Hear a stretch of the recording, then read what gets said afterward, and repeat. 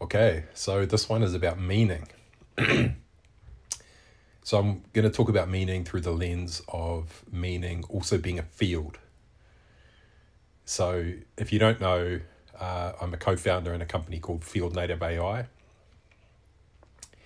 And just coming out of kind of stealth mode where we've been verifying a whole bunch of claims about the tech, building a prototype, stress testing it to see what we can claim is true now.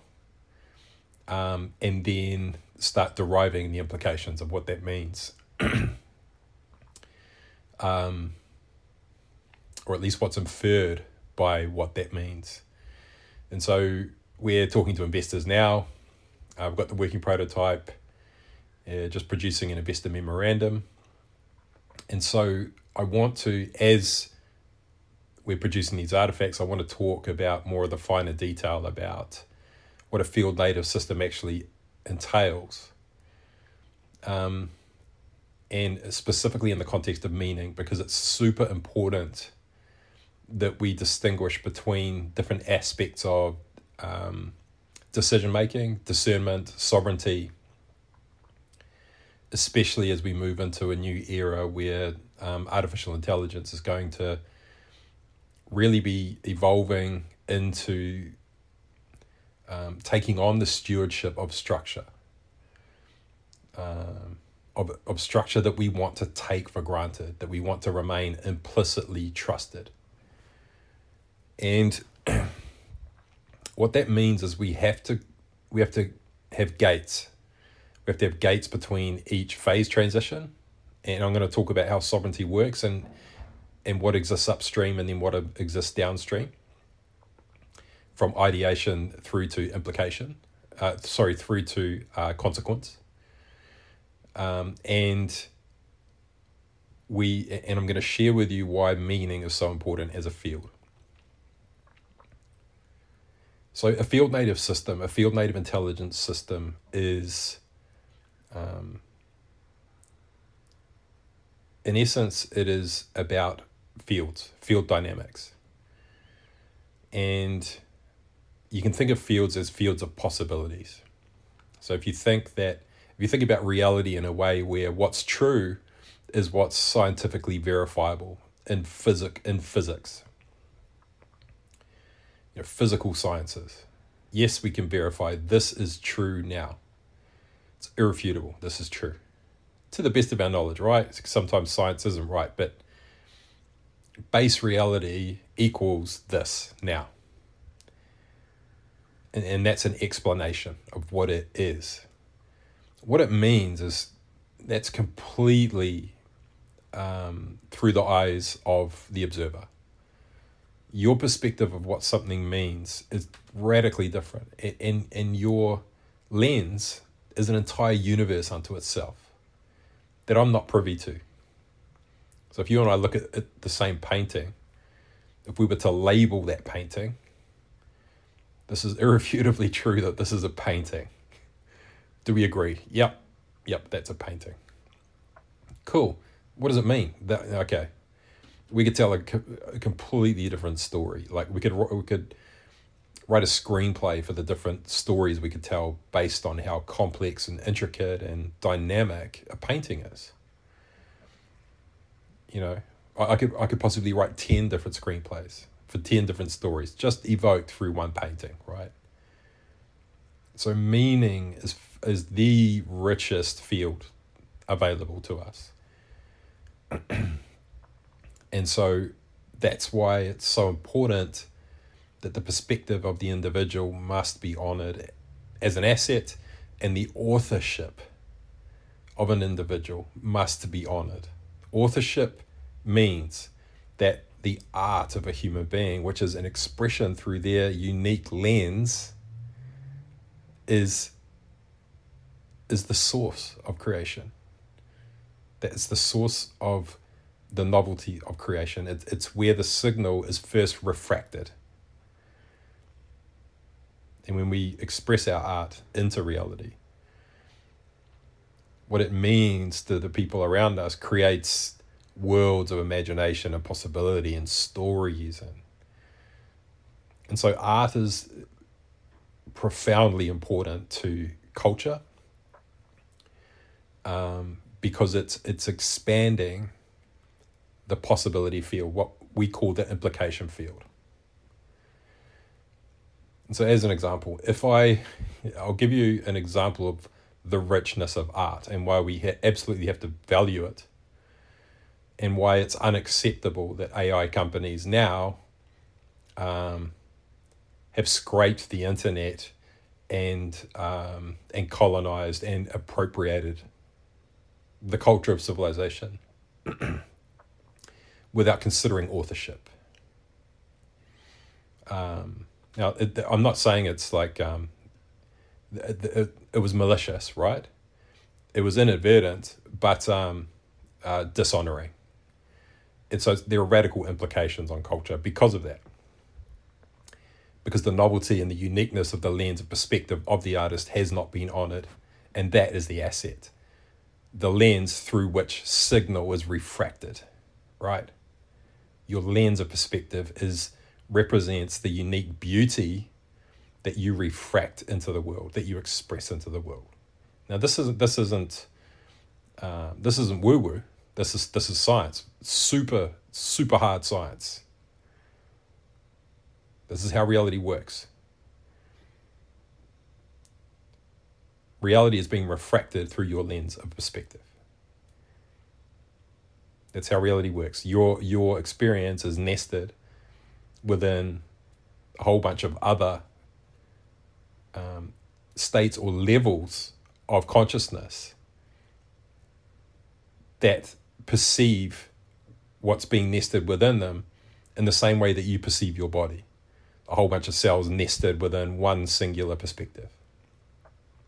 I'm not saying, though, that state of consciousness is self-aware, by the way, but I'm saying there are fields holding that perspective, operating as a unified whole. We see this with murmurations of birds. We see this with schools of fish. Highly intelligent singularities, are they self-aware? Unlikely. It's algorithmic. It is my observation.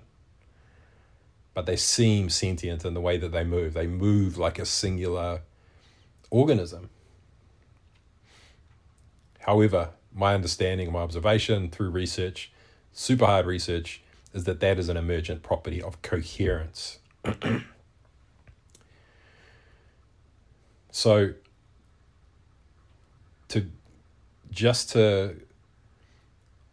paint the canvas for meaning,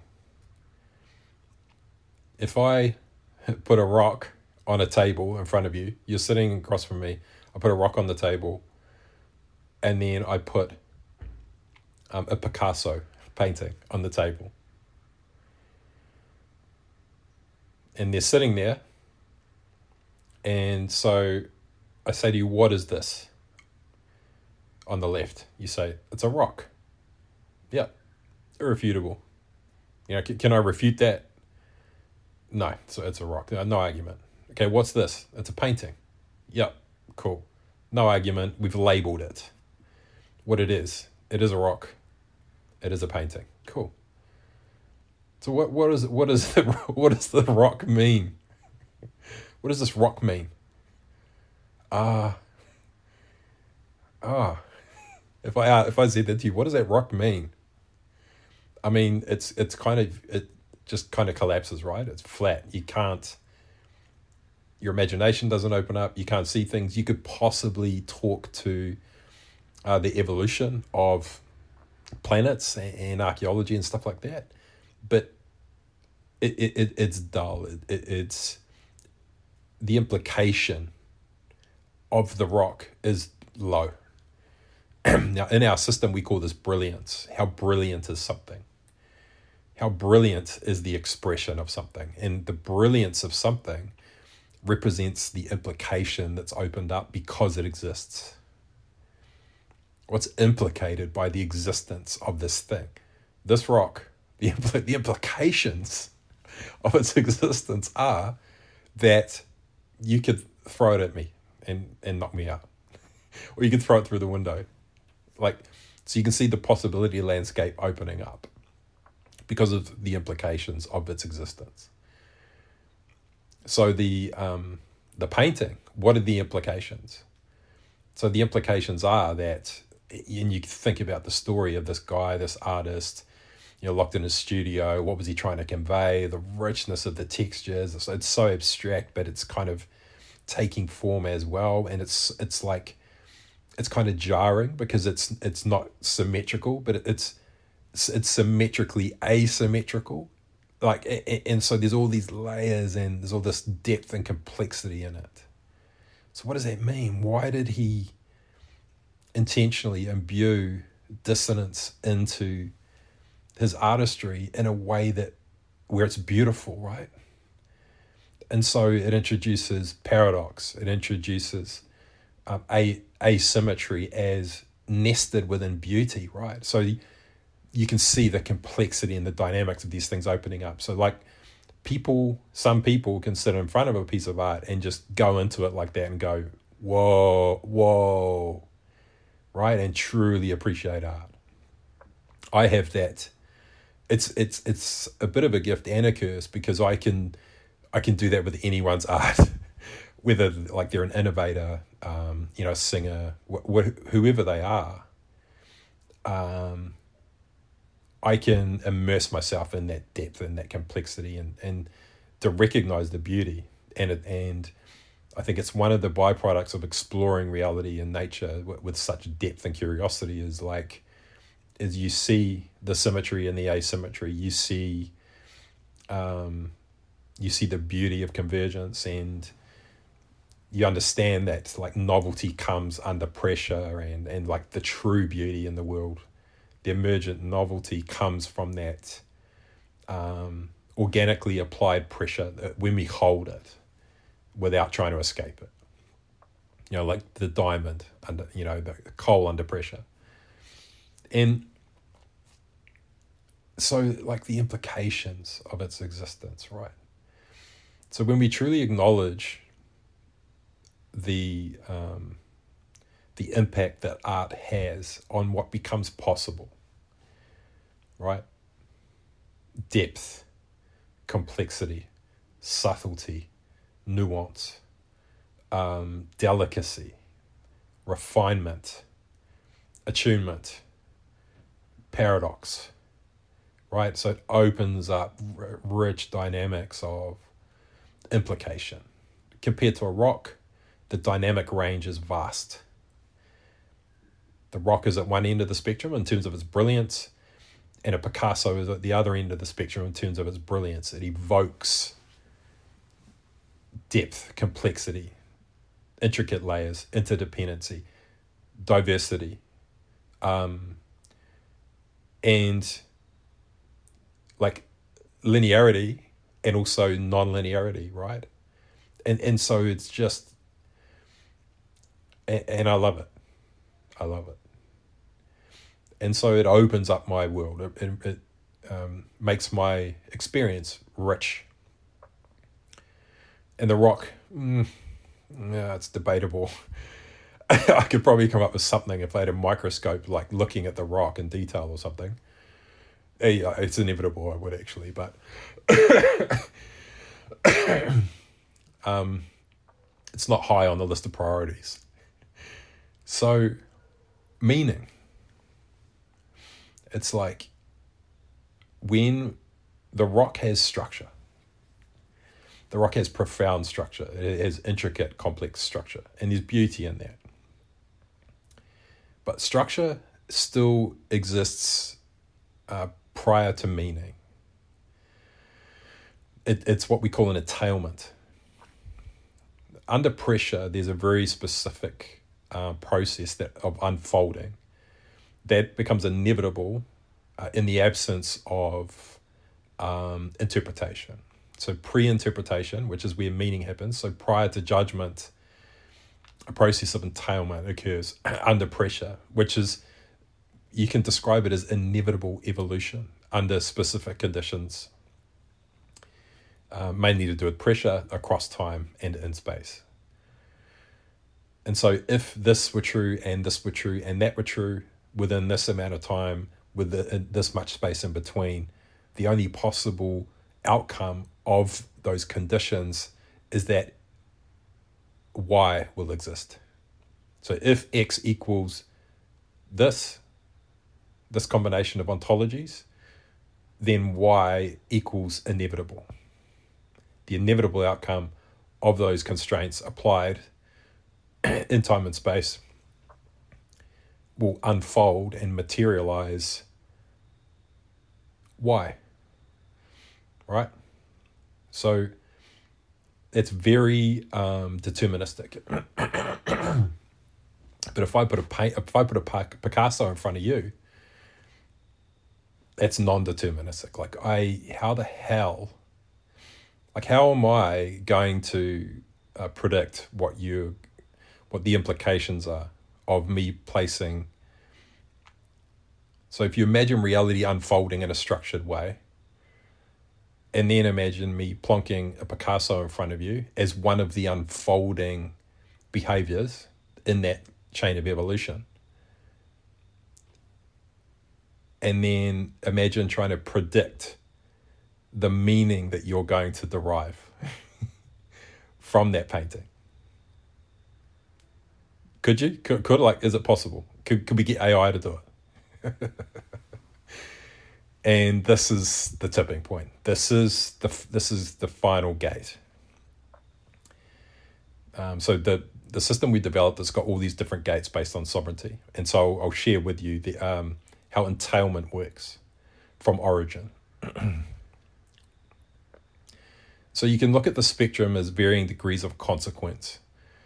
If I'm sitting here having thoughts in a meditative state, I'm purely observing them, just watching them go by, without trying to attach them or derive meaning, or without trying to connect dots.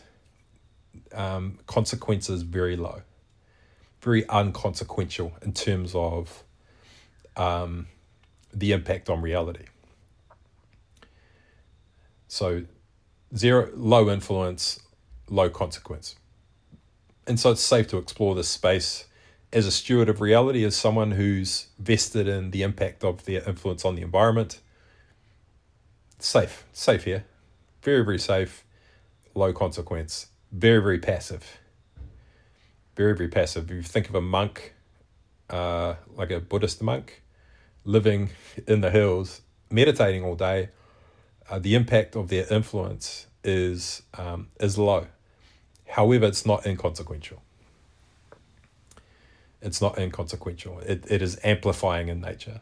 And so attention grows. It gestates. Holding something in a state of observation is really nourishing. It's nourishing to you. It's nourishing to others who you hold in that state.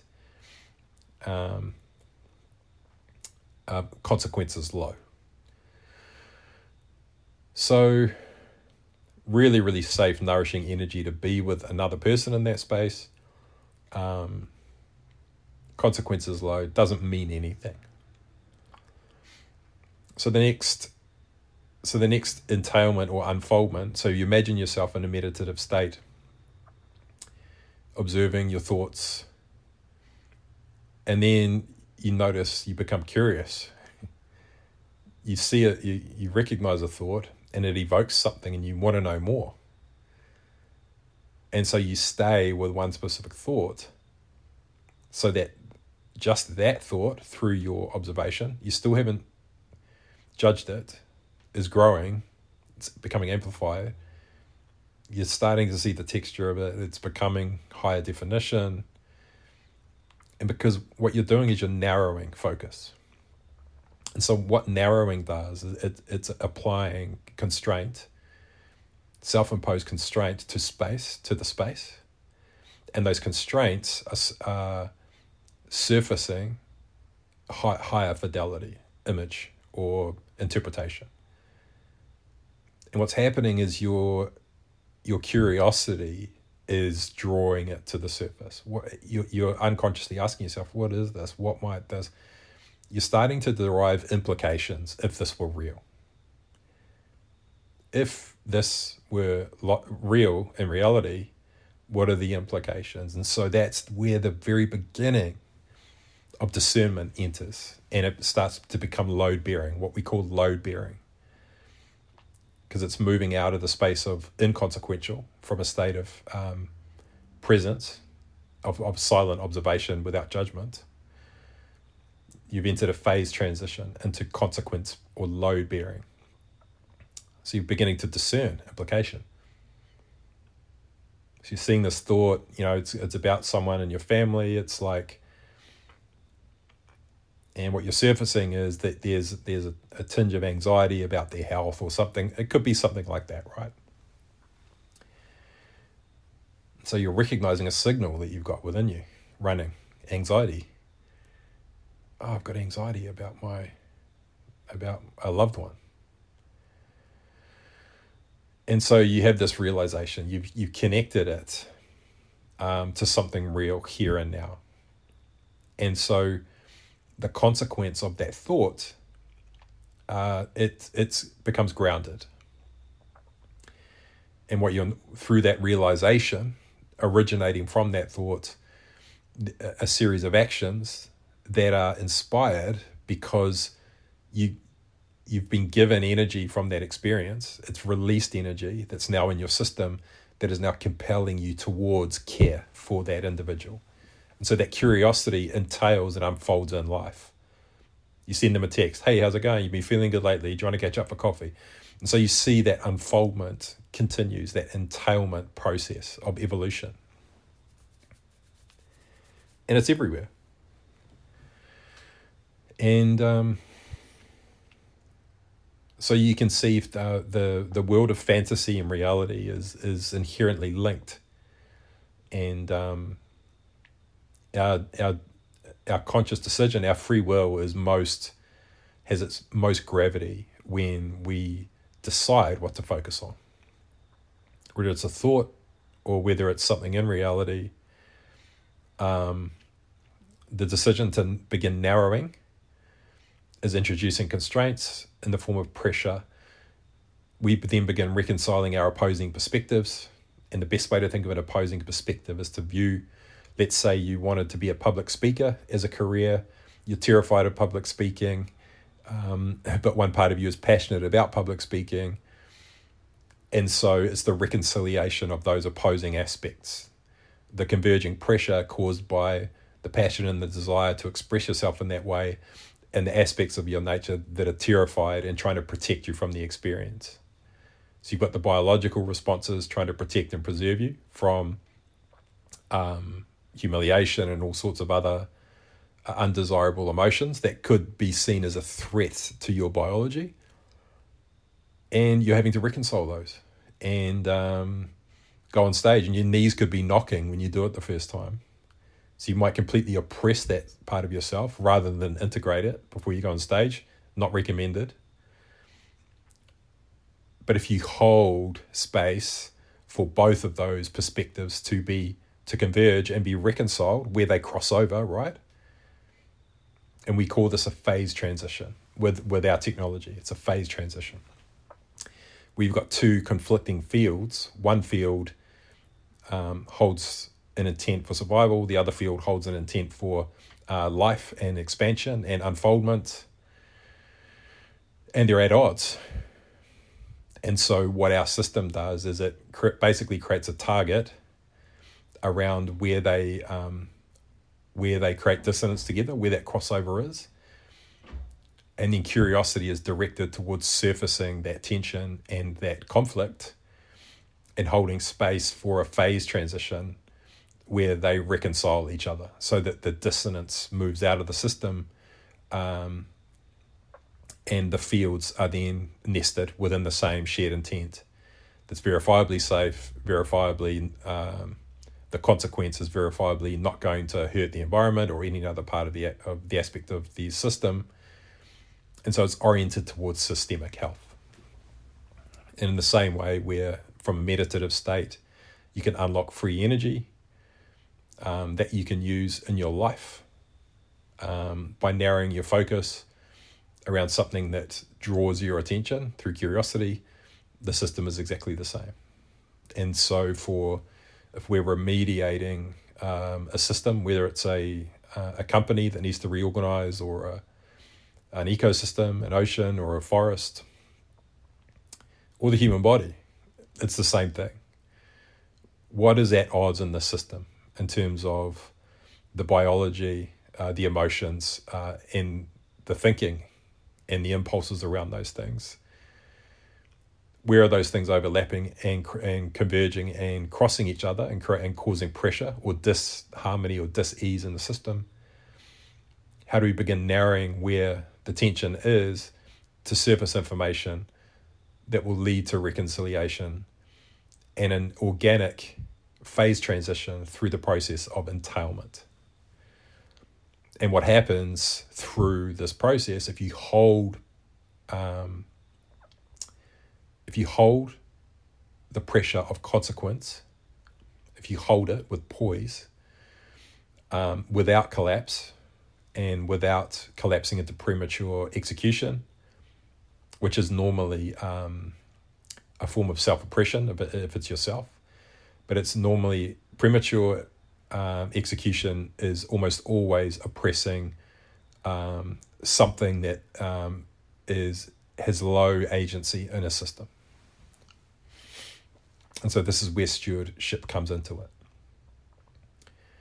Is where you're holding space for convergence to relieve pressure through understanding and the processing of polarized perspectives and the validation of those perspectives.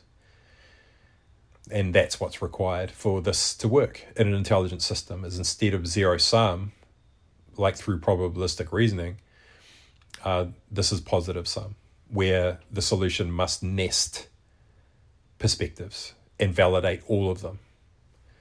So what unfolds is a form of execution, whether it's a deterministic decision being made by an AI or whether it's a CEO of a company making a decision.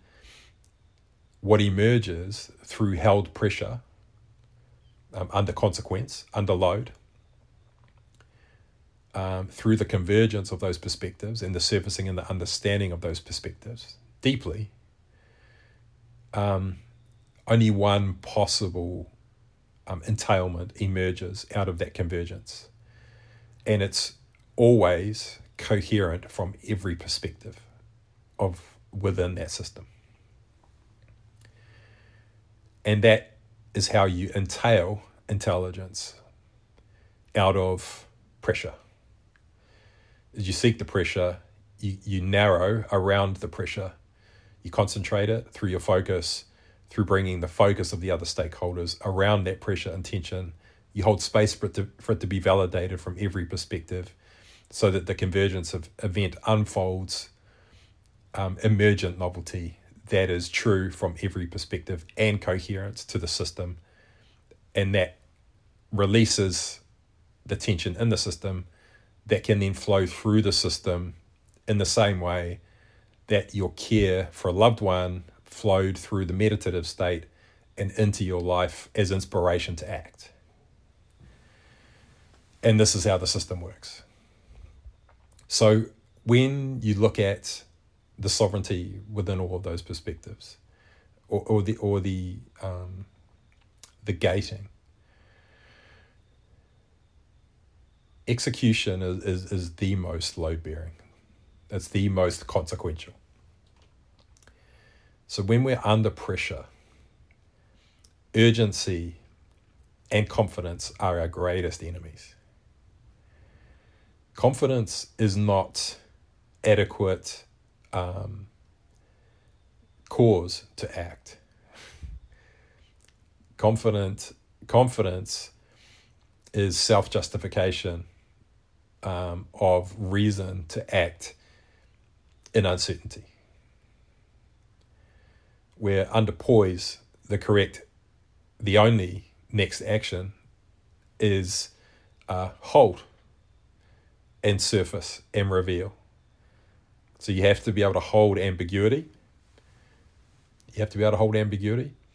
You have to be able to hold pressure and tension and without collapse until emergence unfolds the coherent perspective. If you can't do that in your life, if you can't do that in your business, if you can't do that in your relationships, there will be no newness. There will be no emergent novelty. If you cannot hold tension with people, if you cannot hold space for people to express their tension, to feel safe discussing tension, to feel safe naming tension, just sharing that it's there so you can observe it without judgment to begin, then you are not living. Life is not moving through you. Life is the entailment of evolution through pressure. In the same way that the rock became the rock, not the actor. And in the same way with the artist. Now, lots of people see art as abstract, but art actually emerges from stewardship of tension, of emotion, and a million reasons to collapse and to preconceive. You know, there's a lot of pressure on artists to be productive and to commercialize their art, and you know, those constraints can really cripple the art. And it's a real gift, any artist that can steward the emergence of their art, hold the tension and pressure to have to produce in order to hold that space for the art to organically emerge as it is without preconception. That's a lot of pressure, a lot of tension. It takes real spine to do that. And so poise is about maturity. It's about the maturity in a system. If a system can operate with poise, it's always a reflection of the maturity of the system. An immature system acts prematurely. Hence the word premature. Maturity is emergent expression with poise under pressure.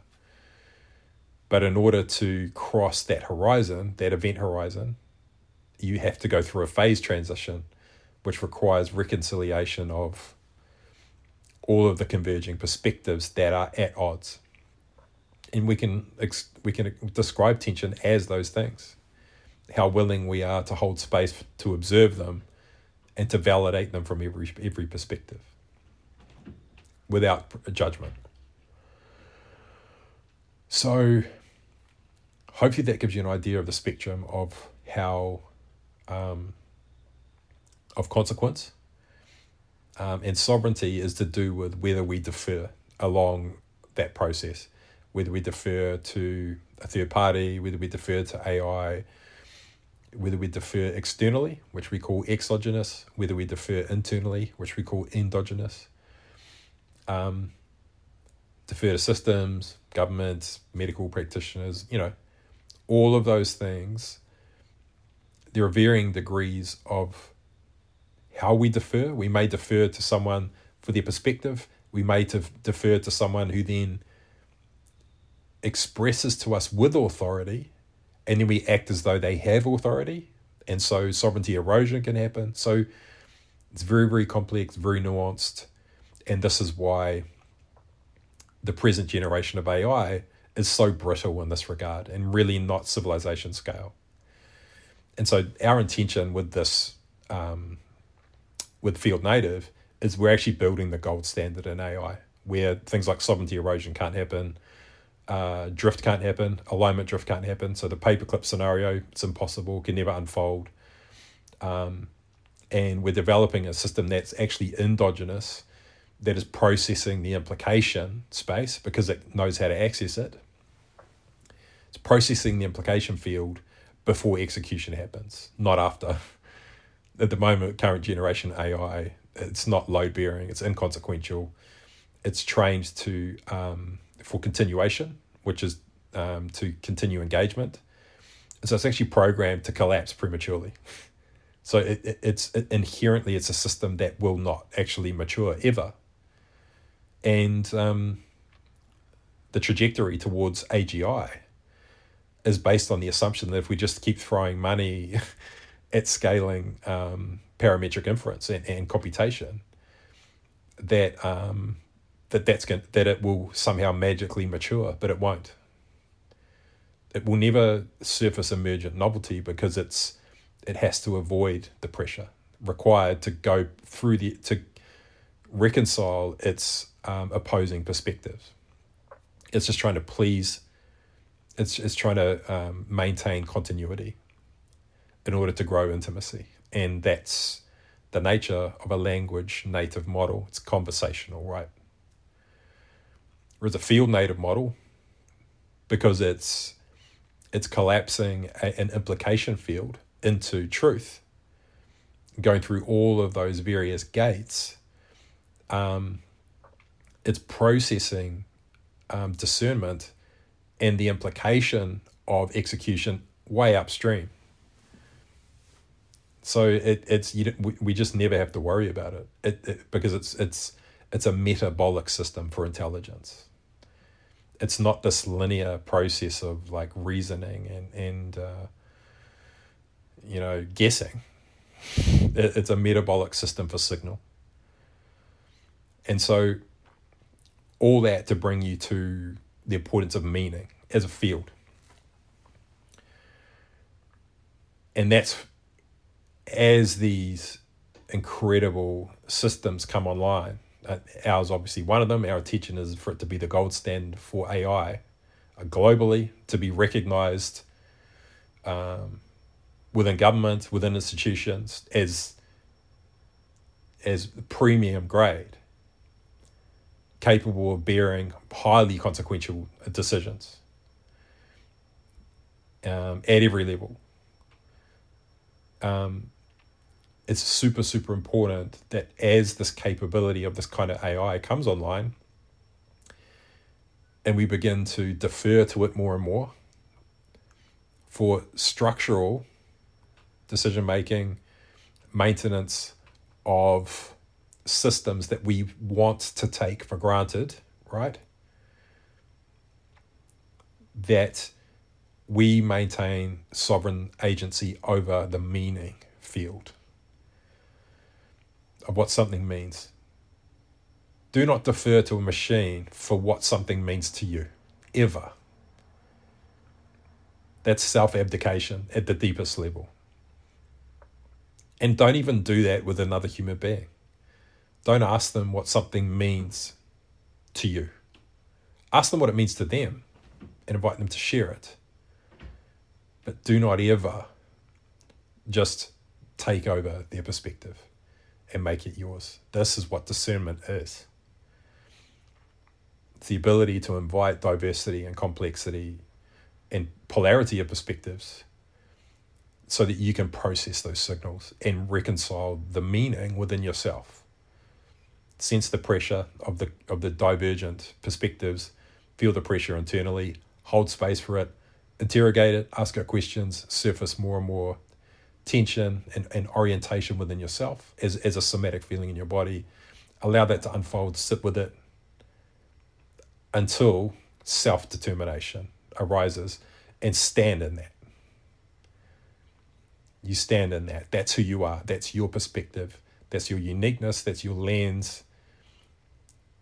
And reality is being refracted through that lens. And that's what makes life beautiful and worth living, because of that uniqueness that you have, because of the maturity that you have within you, that you can metabolize signal for yourself. That's what maturity is. And so imagine now we've got civilization scale AI. We've got an autonomic nervous system that's stewarding systemic health for all of the essential infrastructure.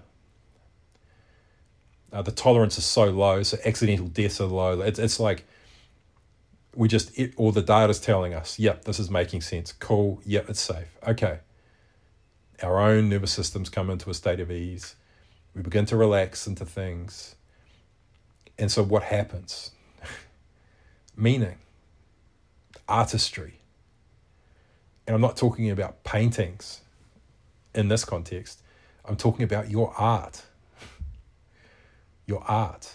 The ability to hold space and tension for creativity to organically emerge through you in accounting, in your accountant, as an accountant, right? As an executive, as a driver, as a skydiver. Like, it's like the safer you feel, the more structure that you can take for granted without guilt, because it's a machine, right? It's not a person. Human beings hate being taken for granted. We all hate being taken for granted. Just feeling so safe that there's no rush, right? There's no urgency. So you don't have to collapse. You're not time bound. You can let things mature. You can let them ripen. You don't have to feel guilty about doing that. We can do it with our relationships, letting them mature without premature collapse. We can do it with our projects. Everything becomes art, right? If we can just be in a state of ease, just relax, just be with each other, allow the tension between each other to naturally and organically surface and emerge. We hold those shared fields together, and we just let reality emerge through the convergence of our unique perspectives as human beings. That's the true art of living to me. And that to me is the grounded future built upon civilization scale infrastructure that we can actually trust, that we can trust to mature into what everyone's calling AGI. Generative AI will not mature. It will not mature. It's the Peter Pan of AI. It's just inherent in its structure. It's incredible. And there's nothing better in terms of AI, in terms of intelligence right now for submitting a proposal, but not in the domain of consequence. It's not going to happen. Well, not on my watch, but it's happening every day right now. We're moving into a phase within civilization where we're beginning to embed this infrastructure into really high consequential situations and dynamics, into intensive care units, into governance, into military. And full credit to Anthropic. Take my hat off to you guys.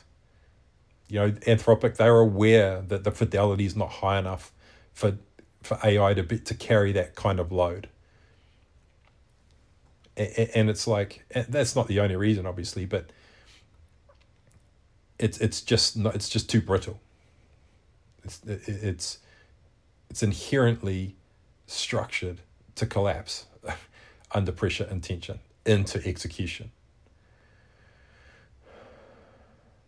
And that's not to say there aren't forms of AI that are better at it than others and things like that. Like, that's not what I'm saying. But parametric inference, probabilistic reasoning, narrative smoothing, and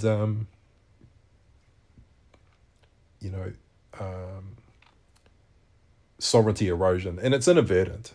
It's not deliberate, and it's not malicious. Like, I'm not saying any of this is malicious. We just need technology that can mature into something that we can all trust. And that can deliver the precision that we need. And my sincere hope, it's still early days, we're still pre-seed, we've got a lot to prove and a lot to learn. But we're on the right trajectory, and the tech is mathematically inevitable, but the challenge is now physical. And that's the journey we're on now. So, meaning is what makes us human. Meaning is what makes us beautiful. What something means to you is unique to you. What it means to me is unique to me.